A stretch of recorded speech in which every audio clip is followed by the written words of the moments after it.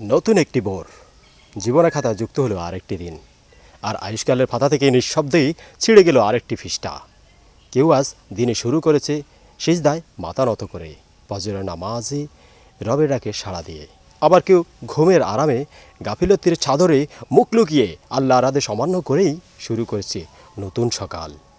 পরিচয় মুসলিম, নামে মুসলিম, কিন্তু আমলে আমরা কত দূর দাঁড়িয়ে আছি তা কি কখনো ভেবে দেখেছি? প্রতিদিন চোখের সামনে কত মানুষ হঠাৎ চলে যাচ্ছে মৃত্যুর মাধ্যমে। কেউ সকালে কথা বলছে, সন্ধ্যায় তার জানাজা হয়েছে। কেউ ভবিষ্যতের স্বপ্ন সাজিয়েছে, কিন্তু তার ঠিকানা হয়ে গেছে কবরের ঘোর অন্ধকার ঘরের মাধ্যমে। মৃত্যু কখনো বৃদ্ধর জন্য অপেক্ষা করে না, কখনো যুবকের শক্তি দেখে ভয় পায় না, কখনো ধনীর সম্পদ দেখে থেমে থাকে না।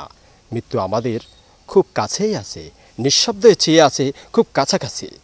মনে হয় আমরা মৃত্যুকে ভুলেই গেছি, অথচ মৃত্যু আমাদের চারপাশে ঘুরছে নীরব ছায়ার মতো।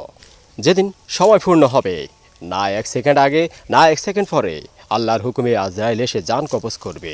আর দুনিয়ার সব পরিচয়, অহংকার, সম্পদ, ক্ষমতা এক মুহূর্তেই অর্থহীন হয়ে যাবে। সেদিন থাকবে না কোনো বন্ধুর ভিড়, থাকবে না কোনো অনুসারীর সংখ্যা। নেতা, কর্মী, রাজা, প্রজা, ধনী, গরিব সবাই যাবে এই অন্ধকার খবরে। মৃত্যুটা নিশ্চিত, মৃত্যু সময়টা অনিশ্চিত।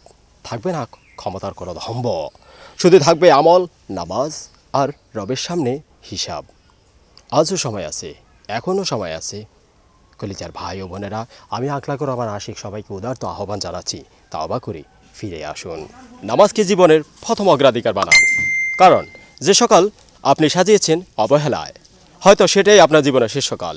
কবরের নীরবতা খুব ভয়ঙ্কর, তাই আগেই সিজদার শব্দে নিজের জীবনকে সুন্দর করুন। আকলাকুর রহমান আশিক, ফেসবুক আশিক ভাই, ফেস আশিক ভাই 2.0 ইউটিউব চ্যানেল থেকে এতক্ষণ আপনাদের সাথে ছিলাম আমি আকলাকুর রহমান আশিক।